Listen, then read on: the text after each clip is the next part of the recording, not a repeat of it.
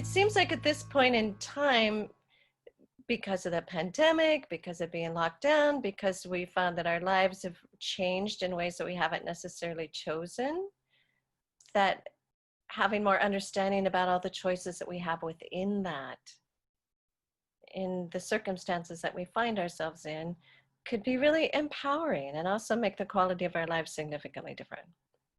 So that's what I was thinking about exploring for a little bit. How does that sound to you?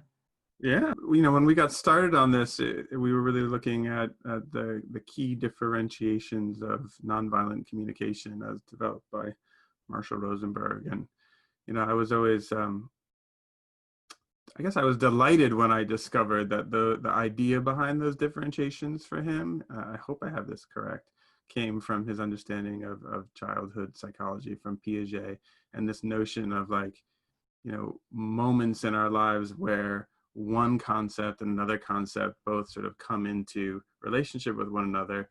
And it's actually very much not an either or. It's like these two things are almost paradoxical, and who I was before can no longer be who I am going forward now that I'm holding on to these two things. And so like consciousness changes.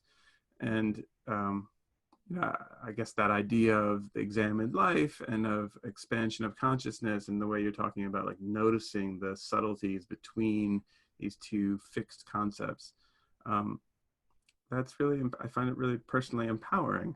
And clearly right now in this pandemic, like this notion of predictability, like of the world operating in a way that's familiar to us versus the world about to operate in ways that are totally unfamiliar to us, and chaos, like it's ripe for this sort of examination that we're talking about. Like what are the things that I took for granted before that now I see clearly, and what are my hopes and dreams? Like what do I envision? What do I want that's possible? And what are the subtleties between?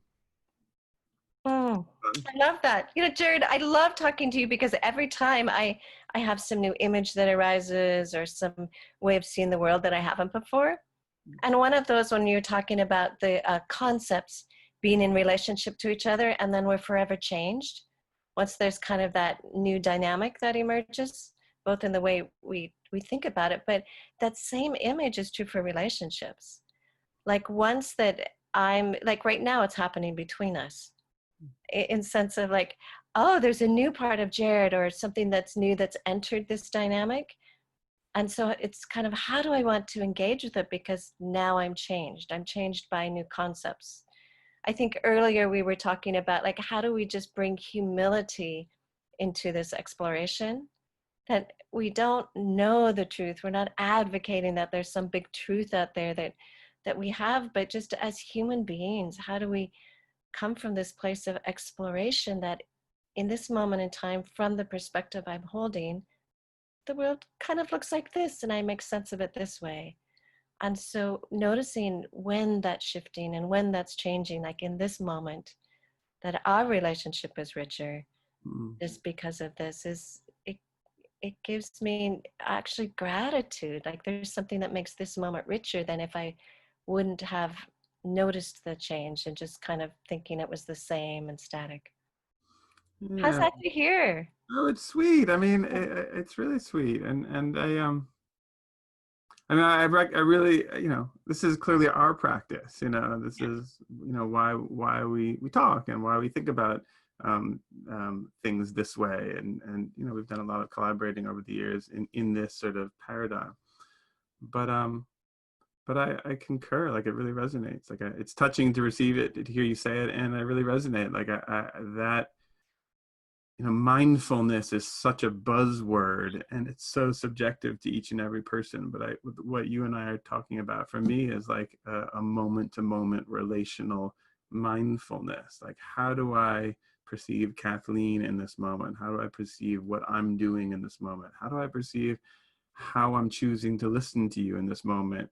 What skills and trainings and practices have I cultivated in my life that allow me to be in this moment with you and open and receptive and present and able to be changed and able to offer authenticity?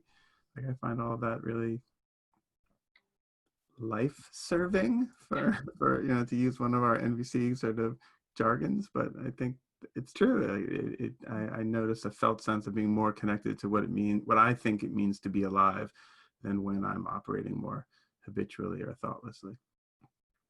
Mm. That's also sweet to hear. That ongoing, and I'm noticing that three layers that we talk about in the book, like that inner, how do we relate to our inner world, just what's happening inside me, and then just your sharing about how do you bring what's going on inside you out so that it's a dynamic that we can both explore and experience together, that relationship with each other.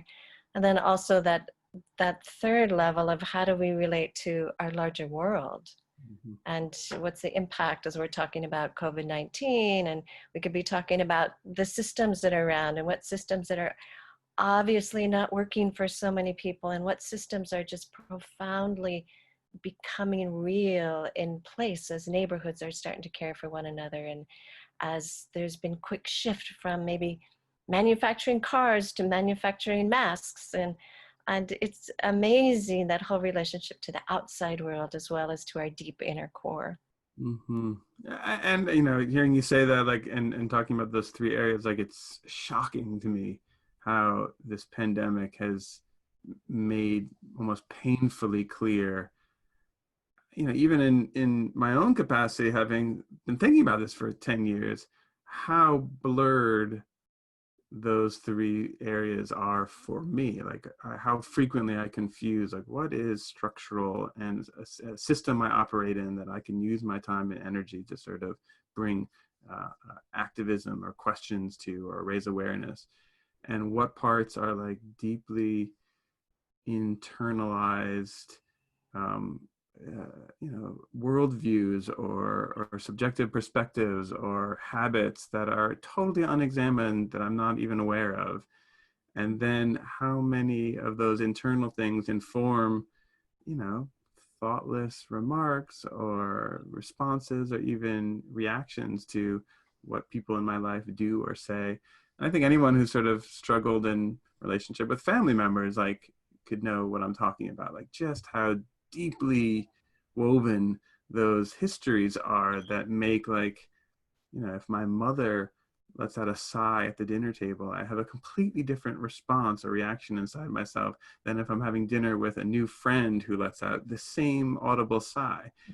And there's just a confusion there between, like, years and years and years of history relating to what that sigh means, that I'm telling myself it means when my mother does it, as opposed to this acquaintance. So I find, again, this sort of going back to the central concept that you brought up, like this subtleties between these concepts that we're exploring are just rich places of investigation. And I love that sense that I don't know if we can ever tease them apart. And so just that acknowledgement that you just mentioned of how completely interrelated they are, like how we see the world through our own schema, through our own lens, through our own inner experience, that they can't ever be probably separated. But there's something beautiful about this practice and these reflections, in that we can at least start to look at the pieces of them, and to start to differentiate those pieces of, wow, what are the essential pieces of my inner world? What are the essential pieces of the interpersonal world, of the outside world, the systemic world? And just by differentiating them, it doesn't imply that they're separate, but then it seems like there's more choice once I focus and have more awareness. And so there's something so beautiful about that raising of consciousness that you always talk about in this work. It's kind of to raise consciousness, to raise awareness in the subtleties, that then I find it stimulating and exciting just to look I, at. I love that you just named choice. I mean, I think that, what a loaded word, and yet, like, I just really appreciate the way you framed it, like that felt sense of choice, like that, like I'm enjoying a quality of being with the way those three places interact with one another in this moment, right now, while talking to you, where I have a sense that I'm saying yes to something. I'm choosing something, choosing to listen, choosing to connect, choosing to share. And it's a wonderful feeling. I don't need to oversell it, but I much prefer the sort of responsibility of and the quality of sensing that I'm at choice than when I'm flying on some sort of autopilot that has had really unpleasant consequences sometimes in relationship or even to myself. Mm-hmm. So being connected to choice has helped you say yes. Can we explore that one? Because I just noticed that there's a little, as soon as you said the saying yes, there was this little, like wish and longing, because I'm really at a point in my life right now where I'm trying to figure out what to say yes to. Mm-hmm. And noticing Well, how it sounds like you're saying yes you. to that, Kathleen Macferran. Like you're saying yes to wanting to know what to say yes to, and not to be overly meta about it, but like I think that's sort of what we're talking about, is to first notice the thing you're trying to bring into life, like what you're trying to give birth to, and I don't want to gloss over it. That it sounds like agony and angst and frustration and curiosity and lots of feelings and not knowing yet what to do in the world. But yet in the desire to know what to do in the world, you are putting a lot of yes, a lot of choice in that investigation. Into the investigation. And I'm really curious about what other kind of reflections that we've identified that also might be with this. I mean, one of them is I notice that I keep doing things that I don't necessarily enjoy that seem to be draining, but there's some sense of obligation or duty rather than being from this place of just clearly, I'm doing it because it matters. Mm-hmm. And so I'm really curious about some of those inner places where there's I'm running out of words. So I'm wondering if, like, what are some of the reflections that just pop into mind for you to look at in relation to me saying yes in the world rather than coming from obligation or duty? Well, that's one right there, like choice versus obligation or duty. Or choice versus submission or rebellion. So at that place when, yeah, if I think that it's a have to or should or even, oh, I know another one that's really resonant in my core is that confusion I have between thinking I'm responsible for other people or responsible for situations, and therefore I have to do it because, somehow people will be harmed if I don't, rather than that sense of I'm doing it because I want to respond to something that's important to me. Not because I'm responsible for, but I want to respond to it. It matters to me. There's beautiful, beautiful needs and values that I want to contribute toward. And what a different energy. That one's really tough for me to kind of tease apart. I mean, if I may, just the way you described it just now, those two seem so merged. Am I responsible for this person's pain? Am I responsible for the environmental calamity in the world, or am I being responsive to this person is in pain and I care about them and I wanna that moves me? Or am I being responsive to the environmental disaster in the world and I care about life on this planet and I'm choosing to try to use my time and energy to contribute to that. And then if you layer on top of that, the other thing I heard you say that like, you have to, or else, like you have to take care of the planet or we're all going to die. You have to be kind to your loved ones or you're a bad person. Like that extrinsic sort of have to or should, coupled with being responsible for their pain in the first place, can be so paralyzing and really obscure that you want to be responsive to someone who you love, who's in pain, and that you want to choose to do that from this really authentic, inner reservoir of yes, that actually is more resourceful. It gives you more capacity to both celebrate when you're responsive in a way that brings healing and mutuality, or more grief that's authentic rather than fear. Well, I'm noticing just naming this is like I'm already relaxing, like my shoulders have dropped a little bit. I'm breathing more deeply. And partly because then the layers, the meta layers that go down, is like, oh yeah, it's also that distinction between which like life story am I living out of? Am I living out of a domination paradigm that fits into the you need to do this or else, you're responsible for it, it's your duty, you have to, that brings up all those other reflections? Or am I living out of this place of we're in partnership, We're doing it because we're interdependent. Like we're in this relational space that I want to contribute toward. And that's so beautiful. And then what also flows from that, I'm noticing in the shoulders relaxing and the heart opening and the warmth, is I'm noticing that I'm now waking up to like my life energy, if we want to use another jargon phrase, but I just feel more like as a human being, I just am experiencing myself more fully, my feelings, my sense of purpose, rather than numbing myself out to life. Hmm.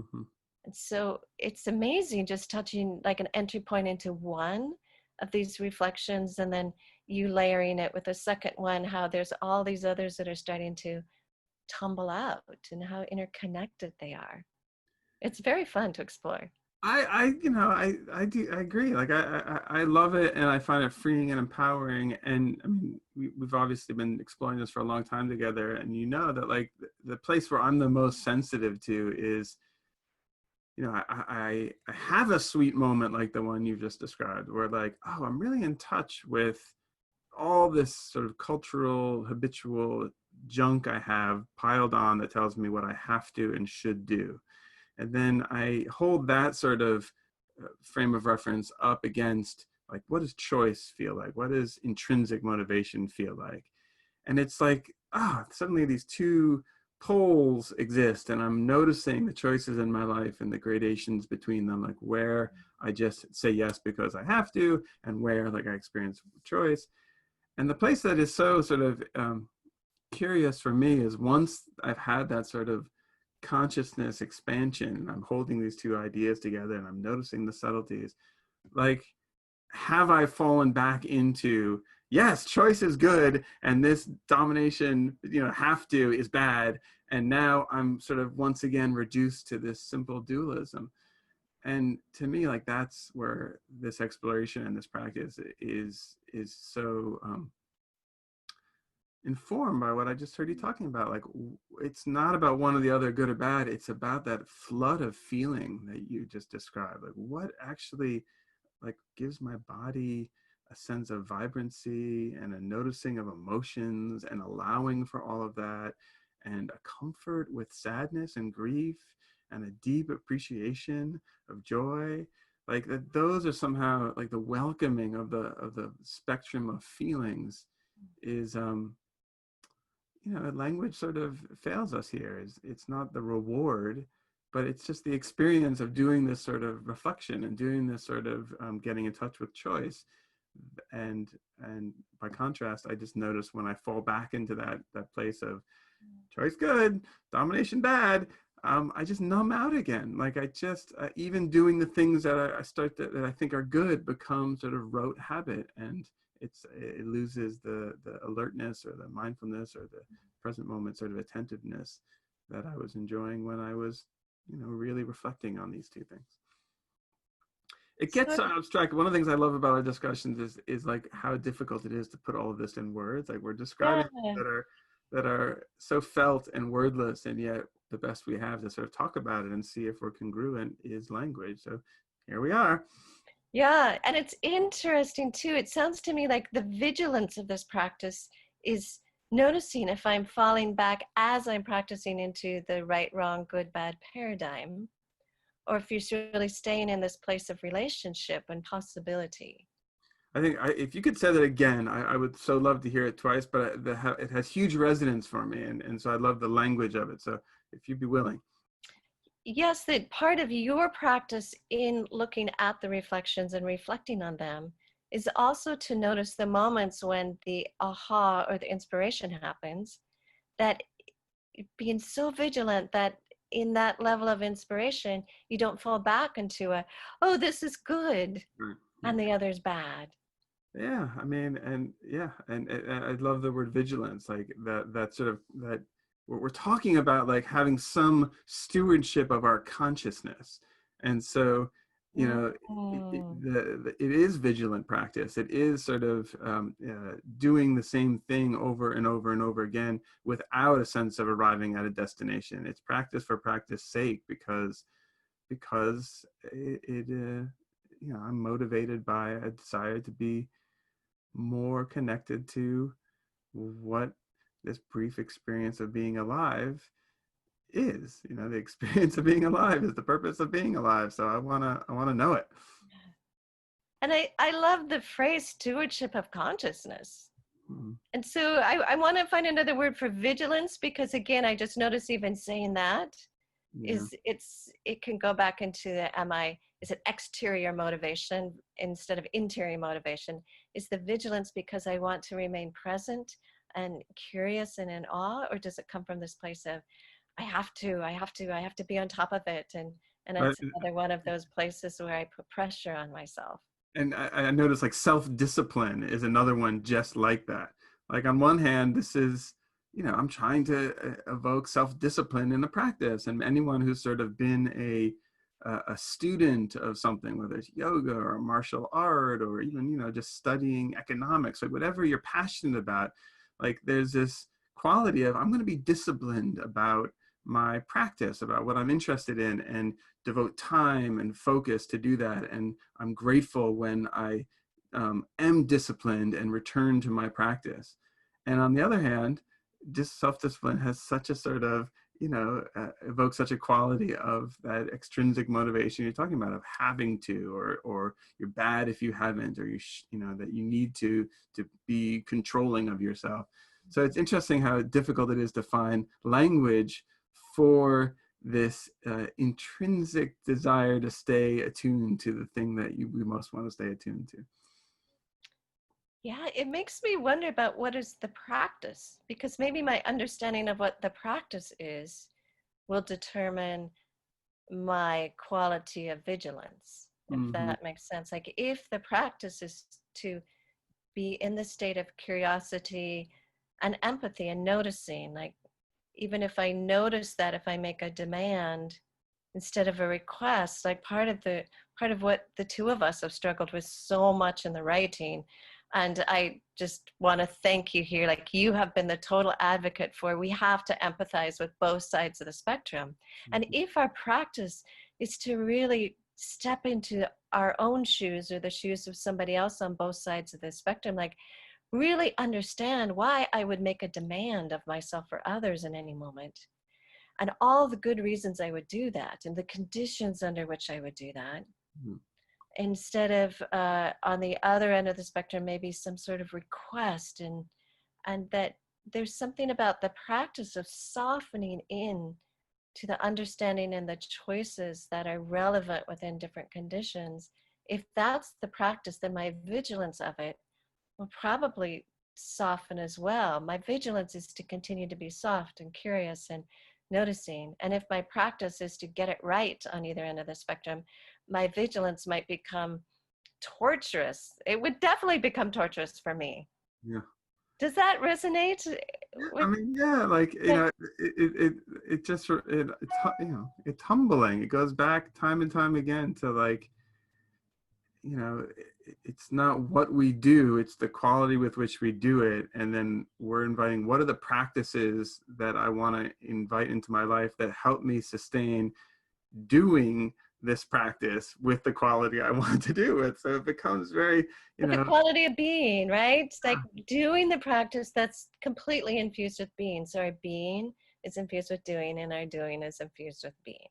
which is another one of our places of reflection between being this entity and being this sort of approach and doing this sort of approach.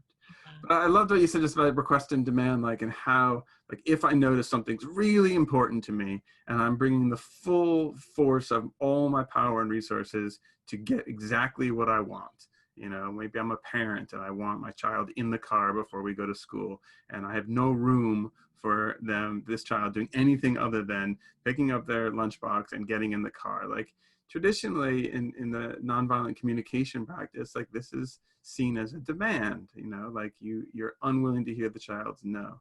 And I love what you were saying. Like what we're inviting is, you know, if you have that awareness that that is the ferocity of what's important to you, like what curiosity can you apply to that ferocity that wonders what is so important to me right now? That, what is the, again, to use this jargon, life-serving purpose? What is having this child in this car now contribute to that, that is so important to me?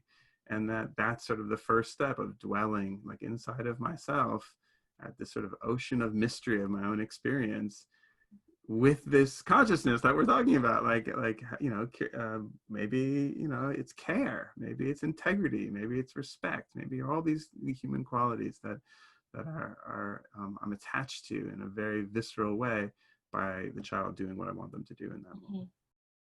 And the practicality of noticing in that moment.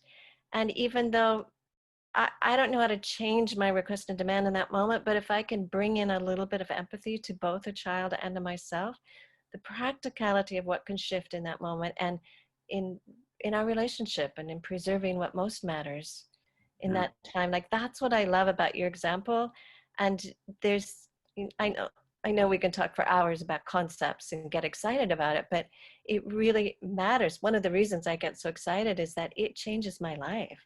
Yeah. It changes those moments. It preserves relationships instead of breaks them apart, or invites me back to a place where I can repair. Yeah. So even if I swing back around and say, wow, I did not enjoy the way that I did that. I imagine it was hard for you. I can really hear impact at that phase. And then we can have other choices moving forward if we know there are other choices. But without knowing that, we just kind of keep doing the same patterns again. Yeah, I mean, that again, like I know there's so many, it's so meta, but like that is what we're talking about. That there is always choice. Like there is room, and there are practices to drop back into a sense of choice, even when there are limited options. Like I love this idea. Like even when I can't even perceive more than two options, or even just one option, there's still choice there. Yeah. Mm. So cool. Very, very fun. Mm-hmm. It's been such a delight.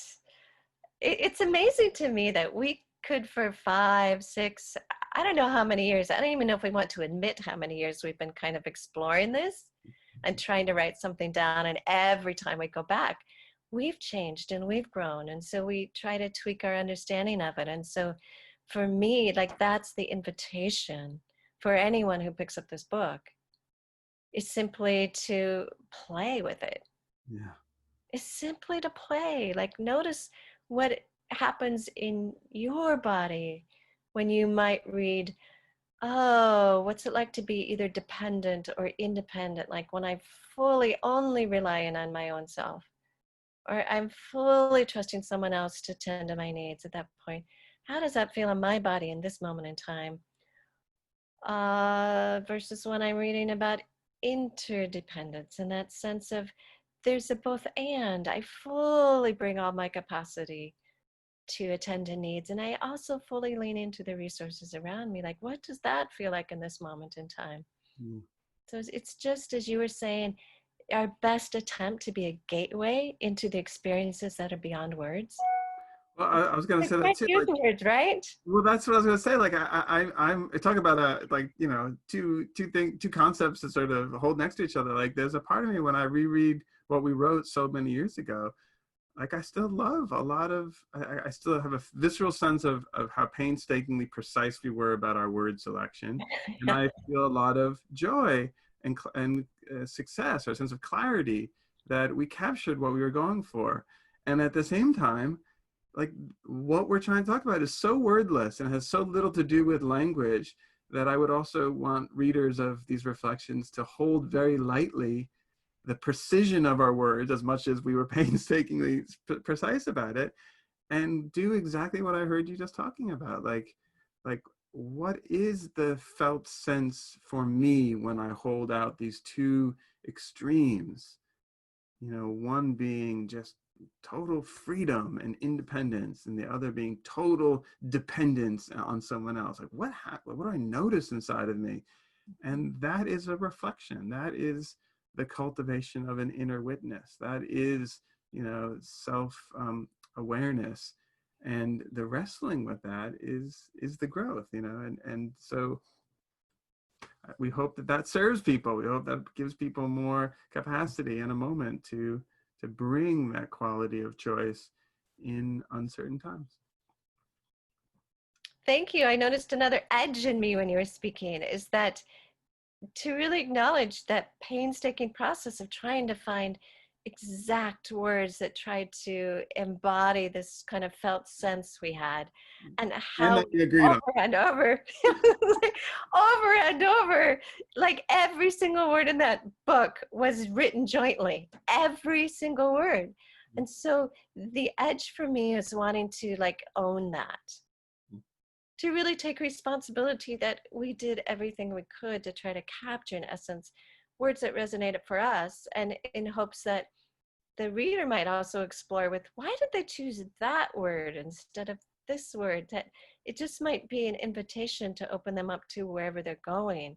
So it's holding both of those, the precision, doing the best we can, and the whole intention behind our precision was to completely open the floodgates to freedom and exploration and mystery, and just not knowing where it would take somebody else. And I mean, I love that you said that, because it's like truly every word was written in collaboration. And so, like, even if the words fail to evoke what we want in the reader, the process of arriving at each and every word was the very relational exploration we're talking about, and like finding a synergy of choice about this phrasing, this word, this. And I don't know, just as a process, I really have such a celebration of going on that journey with you and still being on that journey with you, because I I can't imagine finding that sort of synergistic curiosity with many people in the world. So what a treasure. Well, that's interesting. Like, I'm just like, and we're still such good friends after all of that. Like, after so many years of, no, not that word, Jared. Yeah. Why would you do that word? Like, that's so much fun. And it also, I think, I can't remember what our tagline is in this book, but is it something about deepening relationships? Like, choosing, like, in, well, it's been a while since I've read our introduction here. And it changed a bunch. Do you remember what the, I don't remember what our current version is now. yeah, but I do remember over and over and over, the reason for choice was so that we can be in relationship. Yeah. And so it does speak to something about spending the time and being willing to look at the nuances and understanding, how fiercely those particular words lived in you. And you're understanding how fiercely particular words lived in me as this entryway to just knowing and being known. Yeah. And out of that place, really trusting like the level of respect and equity and learning and growth and power that we had with each other. Like, I was wide open. I was wide open to being influenced by you because I completely trusted. You were wide open to having my experience change you, to be Yeah, changed by it. And there's absolutely. really nothing more beautiful to me on the planet, and relationships that are willing to be changed moment to moment to moment by what we learn. Yeah, I mean, not to sort of oversell it, but this notion of choice, right? If you really sort of drop in and embrace that each and every person at every moment on the planet is making a choice, whether they know it or not. Like, if it's an assumption. Like, we don't know if that's true. Like, maybe there's some divine energies in the world, or a powerful force that's pulling all the strings and making people do what they think they have a free will. Like, I understand those theories are out there. But from a relational point of view, if I drop in and make that assumption that everyone's making a choice, um, then you get to explore what's underneath it. And I feel like that's what what I heard you just saying, and that's what our book allowed for, is like so much exchange and opportunity for growth and curiosity and practice, because for each word the other one was sort of attached to, there was a choice underlying it. Yeah. So And much fun. to have that being during this particular time, when people are really lost jobs, marriages are under stress. We're homeschooling children in ways that we haven't done before. and not having the resources for so many of this, like really starting this process without knowing the outcome or not having been trained, or even if we've been trained and not have access to the very tools that would support us. Like, this is an incredible time when everything is so unknown, and we really don't know in some cases, will I even be alive in 2 weeks? I mean, there's that whole facing our own death, our own mortality, and how do I want to be in this time and in this moment and in relation to all of those possibilities? It seems like a really challenging time. And I really do hope that just having a moment to pause and to take that breath and to look at, wow, in this moment, do I want to lean into a little empathy at this point? Or do I want to just really stick with advice and telling people what to do? And there's something that could open the space to what seemed impossible maybe early on within our families, within our neighborhoods, within our relationships, our intimate partners. Yeah, I mean, I wish I mentioned it earlier, but I just think this so much, like that space you're talking about, has to do with this quality of choice and this sense of options. Like, as the world is in so much upheaval right now, there is a restriction on what we imagine is possible. And we're both in the United States of America, where there are a lot of liberties and sort of societal freedoms we enjoy. And so you see people protesting, being told by our governors that they need to socially distance, and that's an option available here in the United States. That the consequences of those sort of protests might be far more consequential in parts of the world where that option is more constrained, or more power are used by those governments to sort of constrain those options. Mm-hmm. And so, again, this process, I think, is meant to sort of start in the internal, like, a noting of, an awareness of what options are there, understanding of the systems that I'm operating within, and then contrasting that or reflecting on that in stark contrast with the ocean vastness of freedom of choice that exists in every single person on the inside.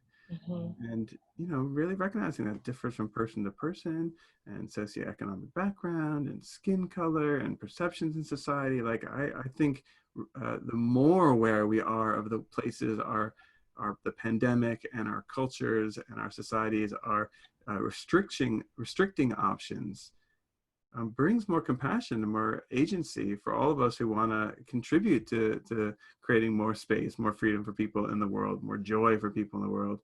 And especially when we can hold that in contrast to, wow, I have a freedom of choice inside of myself, and I have a self-responsibility for my actions, even in the face of all that. So if I'm understanding, like, when you're talking about choice, you're really talking about the inner place out of which I choose. And when you talk about options, it's more what's available on an external level to me. Yeah. Or what I'm aware of on an external level. Yeah. What I'm aware of on an external level. Yeah. Yeah. And so it's that combining that inner place and that outer place. Yeah, and it's recognizing some of the work that we're inviting people to do is on the internal level is falls in the realm of consciousness and spirituality and self-discovery. Like, it's about sort of inner exploration of my inner landscape.